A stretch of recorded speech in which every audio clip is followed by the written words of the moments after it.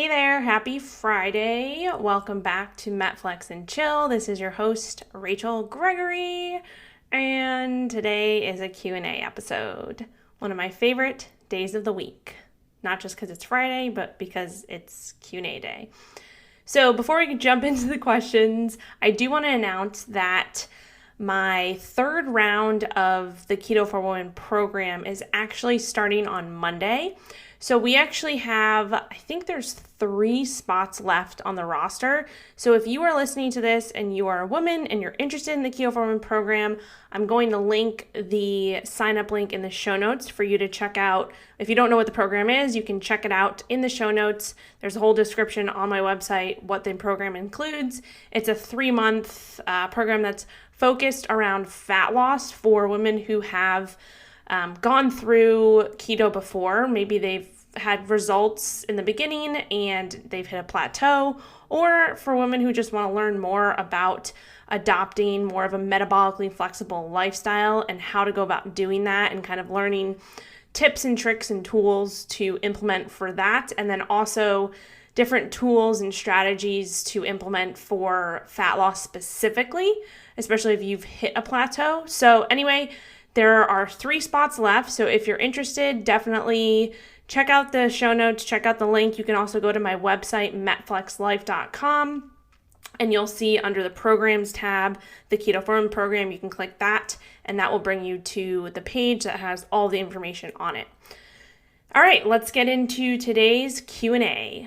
All right, the first question is, how do you find a healthy weight? So I actually reached out to the person who asked this question to get a little bit more context behind this question, just because it is pretty general, and I wanted to make sure I was addressing the right thing. So kind of the second part of this question, which I'm going to read now and then kind of dive into a few different pieces of it, but I'll read it to you. So she said, I have been on keto for 2 months and I've lost weight. I started with the mindset of maintaining and eventually gaining muscle. I'm not sure how to find my ideal body weight, and I'm not sure if I've lost muscle or fat. Basically, how do I find a healthy, achievable amount of muscle weight to gain, and how can I use keto to gain weight? I started at 130 pounds, and I'm down to 123 pounds. I'm 5'2". I find it hard to find resources about gaining weight using a ketogenic lifestyle. Thanks again. Okay, so I'm going to break this down and address a few different things. So the first thing I would say is, if you've kind of been trying to figure this out on your own for a while now, I would definitely suggest investing in a coach. It doesn't have to be me, but there are a few different factors that kind of go into this, and just from experience, trying to do it all on your own usually tends to lead to a lot of time spinning your wheels rather than seeing the results that you want, right? So I've been there, I've done that. I know many of us have, and I do 100% believe that if you have specific goals and you are serious about reaching those goals, that investing in a coach is 100% worth it. When I talk about this all the time, but when I invested in my own coach, everything changed. I was spinning my wheels for a while. So I would say the first thing, invest in a coach. If you do want to apply for coaching with me, you can check out the link in the show notes, or you can go to my website, metflexlife.com/apply. So that's just the first thing I would say. Shameless plug, invest in a coach. Again, it doesn't have to be me, but this is going to absolutely change your life, especially if you've kind of been spinning your wheels for a while, trying to figure out what to do. The second thing I would say is, if your goal is to gain weight and build muscle, you must be eating enough calories and protein to do this, right? So if you're still losing weight, it means that you're still in a deficit. And in order to build muscle and in order to gain weight, you have to actually find what your maintenance intake is to maintain your current weight, and then probably go into like a slight surplus to gain weight, right? So overall, calories and the energy that you're consuming, and also the energy that you're expending, those matter most in this situation. Doesn't really matter if it's not keto, or if it's keto or not keto, or any diet that you're following. If you are still losing weight, that means that you're still in a deficit. And so if you are trying to gain weight or put on muscle, you have to be either at maintenance intake, or you have to be in a surplus. Okay, so that's just kind of the overall kind of thing to understand, right? We have to understand that first before we start talking about specifics within your diet, within your nutrition. So the third thing I want to address is your question about how do I find a healthy, achievable amount of muscle weight to gain? So first and foremost, if you're trying to gain muscle, you need to be following a progressive, well-structured resistance program. So in order to build muscle, we must be working our muscles and breaking them down to build them up. So I talked a lot about this specifically in episode 36. So I will link that in the show notes for you to check out. I talk all about the basics for building muscle and what you need to do, right? So a lot of people just kind of go to the gym, lift some weights, and try to work hard session to session. That's good, but if you're not following a well-structured plan, then again, you're just going to be spinning your wheels and you're going to be wasting a lot of time. So if you're serious about building muscle, I would definitely recommend following or getting on a long-term structured exercise program. Again, I will link the episode that I talked about that in the show notes, episode 36. And if you are interested in any of my exercise programs, those are on my website as well. So really though, you need to first evaluate where you're currently at right now in terms of what you're doing, right? So specifically with your caloric intake, I would suggest finding your maintenance intake and then figuring out from there. So if you can find your maintenance intake, that's basically the amount of calories, again, that you consume to maintain your weight. And then once you find that, which I'm going to talk about in a second, then you can increase that to gain muscle or gain weight. Again, you have to pair this with a well-structured resistance training program in order to actually build muscle and not just put on body fat, right? So again, having a coach to help with this is super beneficial just because you don't want to be gaining a lot. You don't want to be, once you find your maintenance and then increase your calories, you don't want to be gaining a lot of fat, right? You want to be putting on muscle. And that's the goal. So a few things to consider and to think about with this as well is the first thing is you must be eating enough protein. So along with eating enough calories, you have to be eating enough protein. So I usually, just a general rule of thumb, between like 0.8 to 1 gram per pound of body weight is what I would recommend in terms of protein intake.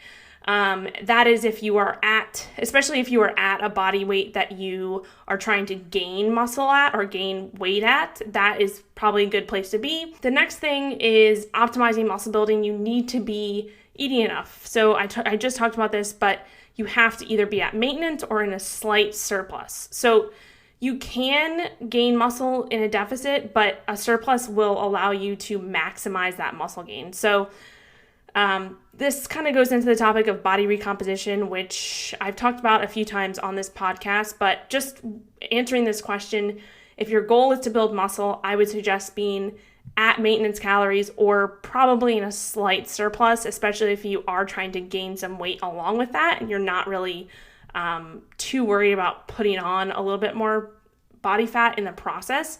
Sometimes when you are trying to build muscle, you will put on a little bit of body fat as well. That's just kind of part of it. But yeah, so I would say if you are looking to optimize muscle building, you have to be at maintenance or in a slight surplus. I would also say think about finding like a body weight range that you feel comfortable in, right? Like it might not be a specific number, but maybe you have a range where you feel good at, like where you feel comfortable, like body composition wise, but then also just feel good in general. So I would think about what that range is and then kind of go from there. And if you're looking for kind of like hard numbers, I would say a comfortable rate of gaining weight is roughly about probably like 0.25 to 0.5% of your body weight per week. That's usually like a comfortable spot to be able to gain weight while you're building muscle, but not gaining too much fat. So that's just a general number. But I think, in the end, it just comes down to making sure that you are eating enough calories, eating enough protein, following a progressive resistance training program, And then you can be optimizing a lot of other things from there, but those would be the basics. And then lastly, to answer your question, can I use keto to gain weight? So the answer would be yes and no. Again, it all comes down to calorie intake in terms of if you are looking to gain weight. It doesn't necessarily come down to being keto, being not keto. But I would say that keto can be very appetite suppressing for some people, which can in itself make it hard to gain weight, because if your appetite's suppressed, then it's going to be hard to eat more. So it will be hard to gain weight. So that's some people have that, and a lot of people do notice that, especially when going keto, and that's one of the main benefits for following a ketogenic diet and getting into a state of ketosis if your main goal is to lose body fat, because there is that appetite suppressant effect to it. But there are some people who don't notice that appetite suppressant effect at all. And this is why going on like a ketogenic diet or getting into ketosis doesn't necessarily mean like automatically losing weight or losing body fat. And that's a big misconception that a lot of people sometimes fall into. So basically, it all depends, right? It all depends on kind of where you're coming from and what is working for you. But I would say that if your main goal is to put on muscle and put on a little weight, just make sure that you're eating enough, you're lifting strategically, you're following a well-structured plan. And then beyond that, I would say, start working with a coach. If you have a specific goal, if you're looking to put on muscle without putting on too much body fat and you're trying to figure out how to do that, I would say work with a coach and kind of fine tune a plan that you can follow for a few months, right? It's not going to happen overnight. You need to find a long-term plan and have a long-term structure to that plan, something that you can adhere to, get results with. And yeah, so that would be my answer. Sorry, it's a little long-winded, but hopefully that helps. Okay, the next question, how to figure out maintenance calories and activity level with a Fitbit. Any tips? Okay, so this is kind of going into the last question. I'm going to talk about how I would recommend going about trying to find your current maintenance intake, and this is the method that I use for most of my online clients. I would say first, though, that I wouldn't rely on a Fitbit or any device for that matter to do this. They're just not going to be accurate. I know like Fitbits and sometimes Apple Watches and those type of things tell you maybe how many calories you're burning throughout the day, or even during your exercise, like how many calories you're burning. Usually that is not accurate at all.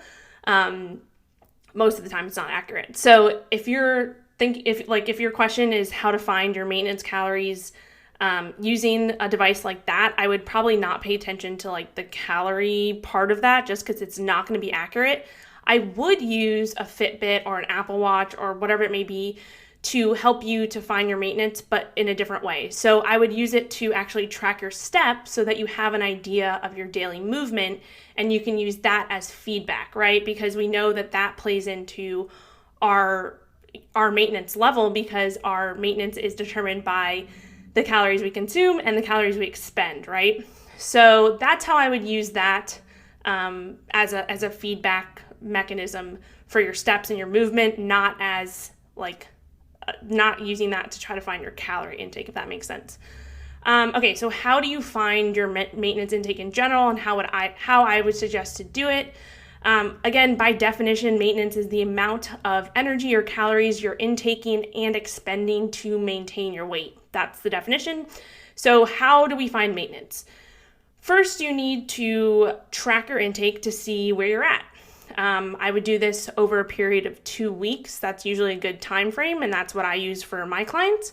You could also use online macro calculators to give you a starting place, but they are going to be less accurate. So if you've ever, inputted your information on a macro calculator, if you've actually ever done it with multiple macro calculators, you'll probably notice that you've gotten a bunch of different numbers or ranges of numbers. So there are some calculators and equations and formulas that can give you a starting place, but just from my experience and in general, it's definitely going to be less accurate than actually going through the method that I'm going to talk about in a second, but you can use them as a starting place if you decide to. I would just make sure that you understand like which ones you're using, and make sure that you like understand that it's a starting place. It's not an exact, and it's definitely less accurate than what I would recommend. So what do I recommend? So first, I would say to find your maintenance and to basically do it as accurate as possible, I would invest in 3 things. The first thing would be a body weight scale. Second thing would be a food scale. And third thing would be a food tracking app, such as MyFitnessPal or Senza is an app that's specific to keto if you are following a keto or low carb lifestyle. The next step would be to spend the next 2 weeks weighing and tracking your food as best you can when you're cooking or preparing it, and then estimating as best you can when you're eating at restaurants or if someone else is preparing your food. Definitely that's going to be a little less accurate than obviously if you were preparing it yourself and measuring out yourself, but you can still use a tracking app to estimate that, right? Estimate if you're eating at restaurants or someone else is making your food for you. But if you want to get as accurate as possible, I would recommend, 2 weeks of preparing your food as much as you can, measuring it out, just so you can get as accurate as possible for what you're consuming. Next, you'll want to weigh yourself every day under the same conditions. So what I would recommend is first thing in the morning when you wake up, go to the bathroom and weigh yourself. Don't wear any clothes, just you and your body, naked body, weigh yourself on the scale, record that number. Again, go to the bathroom first and don't consume anything before that, because we want this to be under the same conditions every single day, and then record your weight, either if it's on a notebook or an Excel sheet or whatever it is, whatever you decide. I love nerding out on data, and I have Excel sheets for all of this for all of my clients. But anyway, so 2 weeks of weighing yourself every single morning. And the reason we're doing this is because we want to get your average weight. So when you're doing this, and I talk about this all the time, you don't want to pay attention to the daily fluctuations in your scale weight, because we know that changes for so many different reasons. I wrote a blog post on this that I will link in the show notes that talks about how to use the scale appropriately to really understand like what it's telling you, and why paying attention to the daily fluctuations is very, very it can just mess with your head. But the reason that you are taking the daily measurements, taking your weight daily, is so that you can get an accurate weekly average. And that is the number that we're going to use. And if you want to get even more accurate and get some more data, I'd also recommend tracking your body tape measurements each week as well, and also your steps to gauge your movement. So that would be like your energy out, your calories, or tracking your food would be your energy in. So we need to kind of see where that's at, because we know that those are the 2 things that play into what our maintenance intake is, right? And with the body tape measurements, this is not essential, but this is something that I like to do just because that can, again, give you more data, give you a more kind of accurate picture of what your body composition is doing from week to week.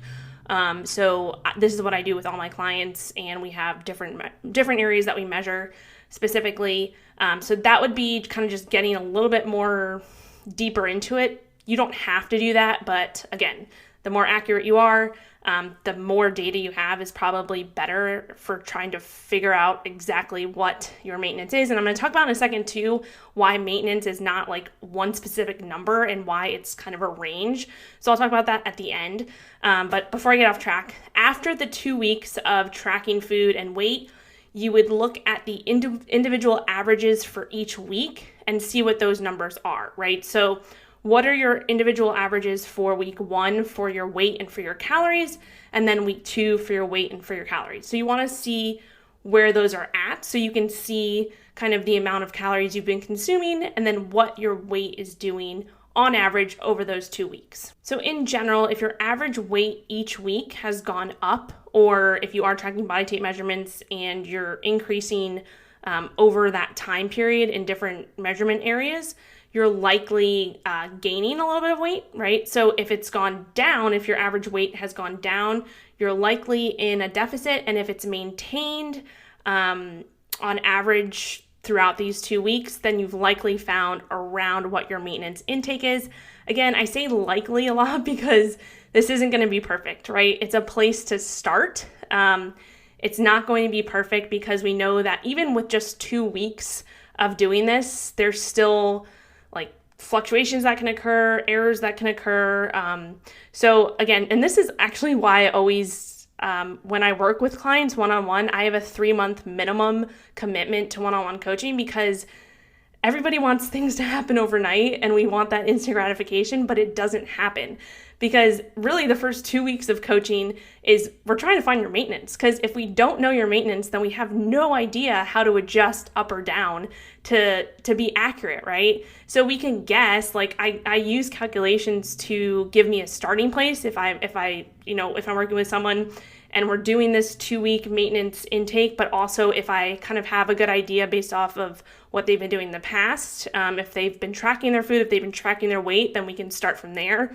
But all in all, it's a starting place, right? So yeah, it's going to take 2 weeks, maybe 3, maybe 4 to truly find what your maintenance is, right? Also realize that I just talked about this, but your maintenance caloric intake is not a static number. It's a range, right? So for example, someone's maintenance could be anywhere from like 1,800 to 2,000 calories in that range, or more or less, right? And this can change over time, especially if you've lost or gained a significant amount of weight. So if you have lost like 30 pounds, your maintenance intake is probably going to be decreased because it takes less energy and calories to move a body that is smaller. That's just part of it. So these are just some things we have to think about. And it's also a range too, because say you do start eating more calories, that is going to probably lend itself to some adaptations that occur within this concept of metabolic adaptation. When you start eating more, the thermic effect of food goes up because you are eating more food. So that's going to in itself cause you to burn a little bit more.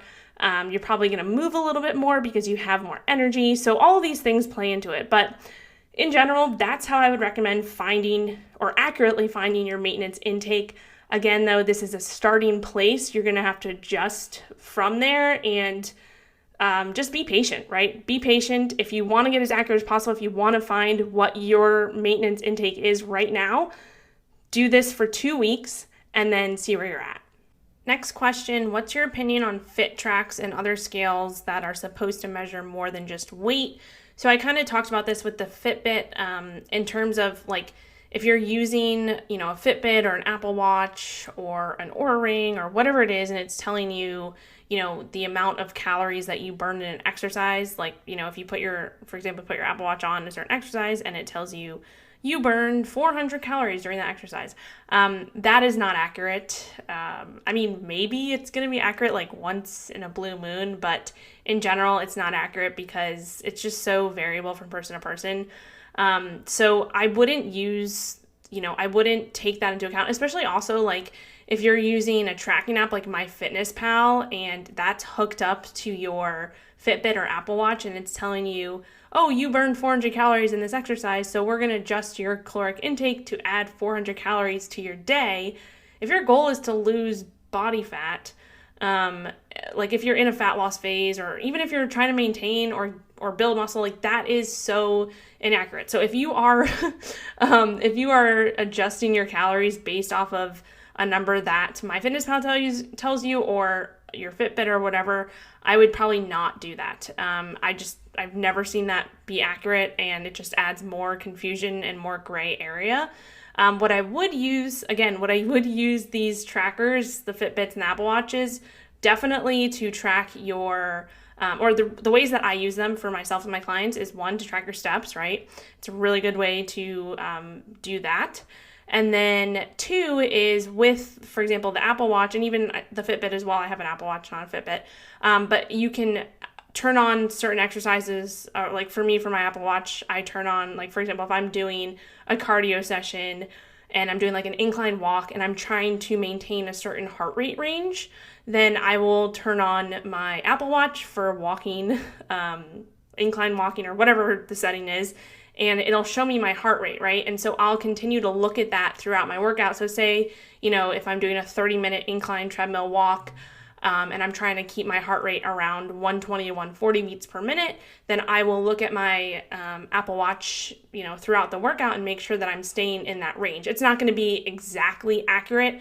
I would say like if you're wearing a heart rate monitor, like a Polar, I think it's a Polar heart rate monitor. I used to wear them when I did triathlons, but that would probably be a little bit more accurate because it is around your chest. But for every day, like the Apple Watch or Fitbit is a really good way to use, to see like what your heart rate's doing and staying in that range. So those would be the two ways that I would use the fittracks for that. And they're definitely useful. And I use them every day for those things. And I recommend those for my clients as well. In terms of scales, what was the other part of this question? Scales that are supposed to measure more than just weight. So they are making a lot of scales these days that tell you they measure your body fat percentage and your muscle mass and things like that. Those, again, I don't think they're very accurate. Even with like the most accurate way to measure body fat percentage and muscle mass and lean body mass, which is the DEXA scan, that in itself can be sometimes inaccurate as well. So the scale that you have at home is probably not going to be accurate because it really depends on the different conditions that you're measuring under, right? And so what usually the scales that you buy, they're measuring bioelectrical impedance, which they basically measure the electric current that goes through your body. And so what's supposed to happen is that the more body fat you have, that the slower the electrical current goes through your body, and that will determine kind of that number it spits out. But this is very, very dependent on your hydration status. There's so many factors that go into it. Hydration, whether or not you had a bad night's sleep, what your cortisol levels are like, because that can affect how much water you're holding on to. Your sodium intake, that can affect how much water you're holding on to as well or not. There's so many different factors that go into it, whether you worked out or not. So unless you're doing it under the same exact conditions every single day, even if you are, it's probably not going to be that accurate. You could use it as like a gauge over time to kind of see what's happening. But with my clients, when they come to me and they ask, my scale is telling me that I lost this percentage of body fat and gained this percentage of muscle, is that accurate? I usually don't pay attention to that because for me, what I pay attention to is what your average weight is, what the average weight is over, weeks, months. That's one gauge of that. I do not pay attention to the daily fluctuations like we talked about. I pay attention to body tape measurements and progress pictures. Those are the three main things we pay attention to. Then also just like how your clothes are fitting and all of that. So long story short, I would definitely take any of the numbers that you get from those scales with a grain of salt and start to look at some other progress measurements that you can, that are a little bit more concrete over time. So hopefully that makes sense. Hopefully that answered your question. All right, next question. What is the best fasting/keto protocol once you've reached your goal body fat and want to maintain? Okay, so answer to this question is there's no best, quote unquote, best protocol. It all comes down to really what works for you and your lifestyle and what you can adhere to and what you feel good at. So that's something, this is kind of hard to answer because there's no best anything, right? It's what's best for you, what you can adhere to. But when we are talking about maintaining, right? That is something that is, I would say that that's probably the harder part, right? Losing the weight, losing the body fat, it's hard, but I think maintaining it afterwards is even harder. There's like this stat out there that I think it's like 90% of people who lose weight and gain it back. And that's just because you have to actually understand what you need to do to maintain, right? And there's different things that go into this. And this is, again, why working with a coach is super beneficial because you are, especially like all of my clients and myself working with my own coach, like we're working on changing your habits, right? We're working on changing your lifestyle. It's not just about losing the fat or losing the body fat. It's about changing your lifestyle, changing your habits so that you can maintain the weight loss or the fat loss after that, and so that you know how to do that, right? So when we're talking about maintaining, again, it's important to realize that probably what's more important than the diet itself and the fat loss itself is what happens afterwards. And I just repeat that like 5 times because it's really important and people don't think about that. So you need to understand that you can't just, go back to what you were doing before the fat loss, especially if you've lost a lot of weight. I just talked about this, but your maintenance calorie intake is going to be lower if you have lost a lot of weight. So if you have a smaller body, like I said, it takes less calories to maintain that smaller body, unless you're, of course, like increasing your activity substantially. So that gets into a little bit of the weeds, but just in general, like if you go back to doing what you were doing before, especially if you've lost a ton of weight and you go back to eating the same amount that you were eating before, you're probably going to gain it back. So these are things that you need to think about and that you need to understand so that you can maintain this new kind of body weight that you have worked so hard for, right? So and this is what I suggest with all of my clients and what I do myself, is that once you lose the weight, like you need to still track things, right? You need to still continue keeping track of, your daily steps, your non-exercise activity thermogenesis. That is, the way to track that is through your steps. That's how I track it, but that's, the movement that you're doing throughout the day. So say you go from during a fat loss phase or diet or whatever, you've been tracking your steps and you go to 10,000 and you've been doing 10,000 steps a day, and then, you've hit your goal, but then you just stop tracking steps.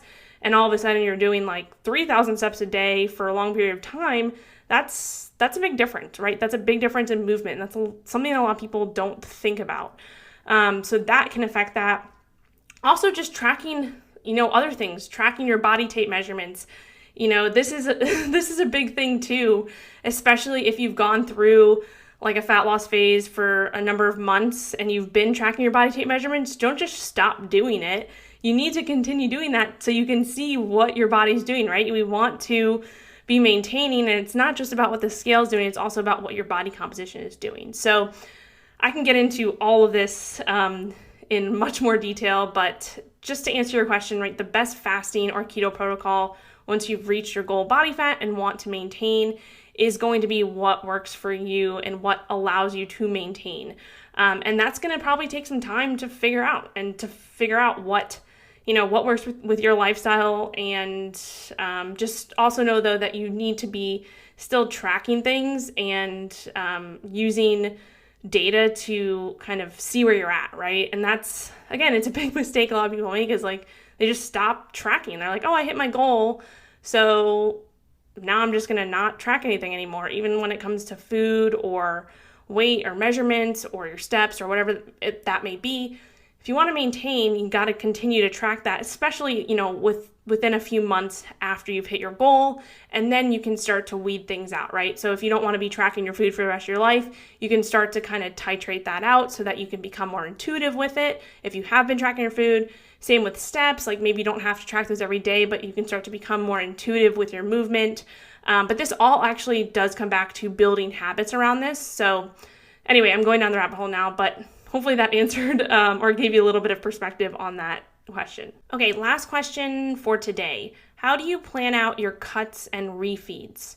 How much to cut? How much to refeed?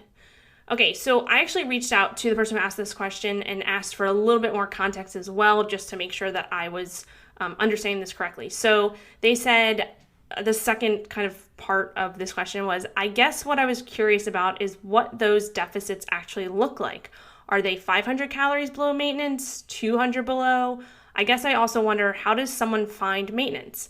Is it just by eating a certain amount of calories and tracking over time and seeing if your weight loss goes up or down? And how often is typical refeeding? 2 times a week? And then they said, actually, I think I may have heard something about that on your last podcast. Not sure, but I'll go back and check it out. So yes, I've talked about all these subjects before on previous podcast episodes, and the show notes for all those podcasts are actually on my blog. So if you go to my website, metflex.com, and you go to podcast, it's in the top menu. Click on that and you'll see all the previous podcast episodes with all of the descriptions and the show notes. So there's everything that we talk about in the podcast. So if you're interested in finding a specific subject, you can just search within the search bar within that. And that'll allow you to see specific subjects if you're interested. Anyway, so I do want to, before I dive into these questions, I want to clarify something real quick, because based on the context of the other questions, I think this person is using the word cut to refer to cutting calories, not necessarily like sometimes what I refer to a cut as like a cut or a fat loss phase. So the first question was, how do you plan out your cuts and refeeds? But I just want to make sure that I'm clear with this, because they are referring to the word cut as cutting calories, not like a fat loss phase or a cut is. So just to clarify that, because that would be a totally different question and answer. And if they were asking how do you know when you should cut or go into a fat loss phase, or vice versa, go into a muscle gaining phase, that would be like, again, a totally different answer in itself. So I just want to clarify that. But I'll just go through the more specific questions he asked and kind of break them down a bit. Okay, so the first question was, I guess I also wonder, how does someone find maintenance? Is it just by eating a certain amount of calories and tracking over time and seeing if your weight goes up or down? So I just answered that question. If you want to re-listen to it, just hit the back button for a little bit and you'll have that answered. So his second question, I guess what I was curious about is what those deficits actually look like. Are they 500 calories below maintenance, 200 below? Okay, so this really depends, and kind of you're asking, or the subject of really like fast fat loss versus slow fat loss. This is actually a controversial topic and a question that a lot of people want the answer to. So really, like, should I diet fast or should I diet slow? It depends. The answer is it depends. This is, again, a controversial topic. And the way that I look at it is that it really depends on the person and where you're coming from and what your specific goal is. So a few things to consider are your history of dieting, how much fat mass you actually have to lose. So like where you're starting off at, how strict you can get within your current lifestyle at this point in time. Really, like, how long can you adhere to being in a deficit or being on a fat loss plan? It also depends on your level of life stress, how much you exercise, your daily movement, and lots more. So this, again, it's fast fat loss versus slow fat loss. I take kind of my approach is I work with individuals one-on-one if they have specific goals for this, and that is where I kind of pull my recommendations from and how I would recommend someone's fat loss phase. So I do it all on an individual basis, and I take all of the things I just mentioned into consideration before I recommend how fast or slow to go. But just in general, I do like to look at it as more of on a percentage rather than a calorie number. So he asked, do you cut 500 calories? Do you cut 200 calories? I look at it more on a percentage level. So really looking at like the percentage of the deficit that you're in. And that would be, being more aggressive versus less aggressive. So if you're, in a 5%, 10%, 20, 30%, those are the kind of the ways that I gauge it. So 5% would be not so aggressive deficit, whereas 30% would be a very aggressive deficit. So that's kind of how I look at it.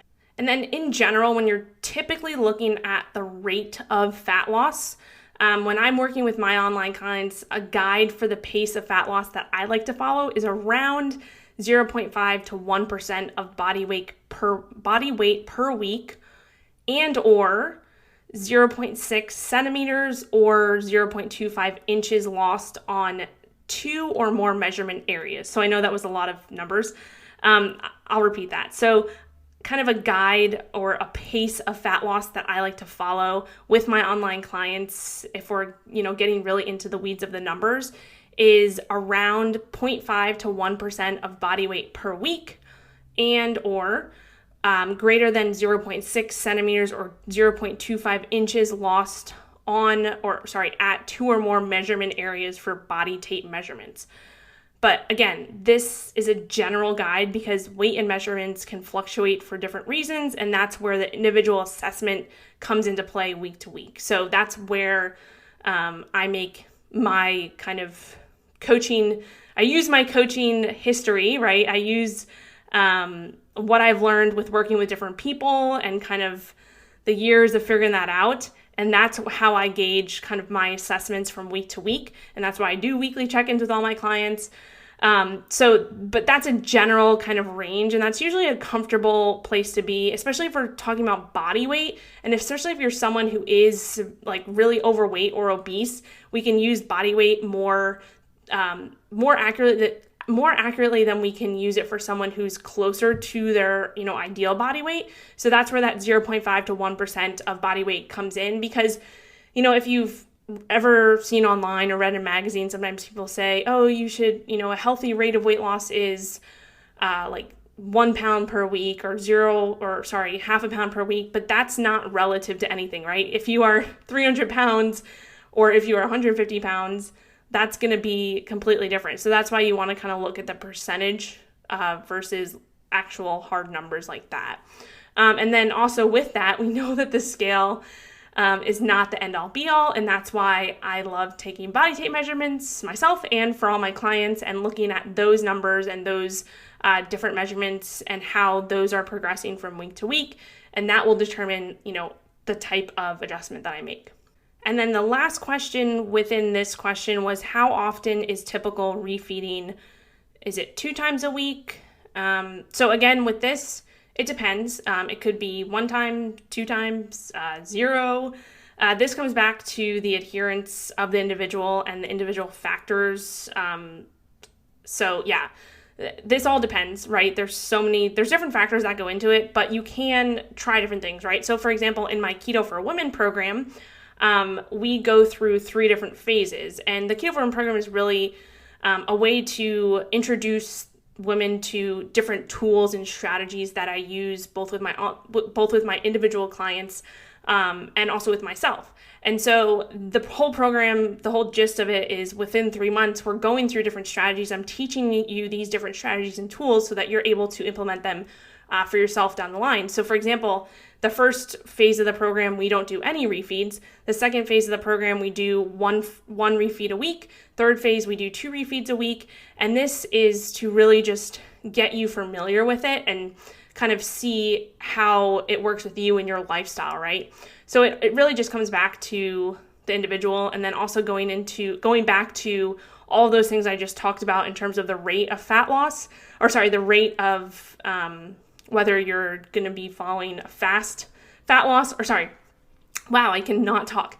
Going back to the controversial topic, which was the main part of this question, like how big of the deficit should you go into, right? It goes back to those factors as well. So really, all in all, it really just depends on the individual and all of those different factors that I talked about in terms of lifestyle and where you're at, where you're starting, all that. But just to kind of wrap up the refeed question, with refeeds, you need to take into account your weekly caloric intake if the goal is fat loss, because that needs to be equated for, right? So when we're incorporating refeeds into a fat loss phase, we want to take into account the weekly caloric intake versus if we were incorporating diet breaks, that would be kind of you're at maintenance for a week. So I actually go into all of this in previous episodes when I talk about diet breaks and refeeds.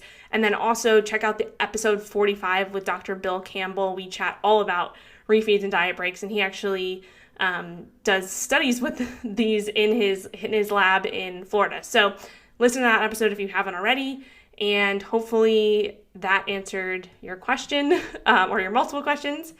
And that is all we have today. Thank you so much for listening. Again, if you want to see or if you want to have links to anything that I talk about, definitely view the show notes. You can swipe up if you're listening to this on iTunes, or if it's Spotify, there should be a description. If not, you can go to my website, mattflex.com, and check out the podcast menu tab. Click on that, and you'll have all the links to everything I talk about there. And I think that's all I have. Also, if you're interested in signing up for the Keto For Women program, a few spots left. It starts in a few days, so definitely check that link out in the description or go to metflexlife.com/keto-for-women, and all the info will be there. All right, I will see you next time.